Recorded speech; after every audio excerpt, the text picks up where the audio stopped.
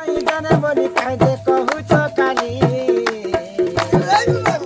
अरे आमोर कला कने अरे आमोर कनेंगे अरे आमोर कला कने अरे आमोर कला कने। तो दर्शक बंधु नमस्कार। आउ आज आम 17 तारिख दिन आमर निजर गाँव रे एखा करमा आमर चिंदागुड़ा गाँव रे आमर क्लब घर पाखे आमर प्रोग्राम हेबा।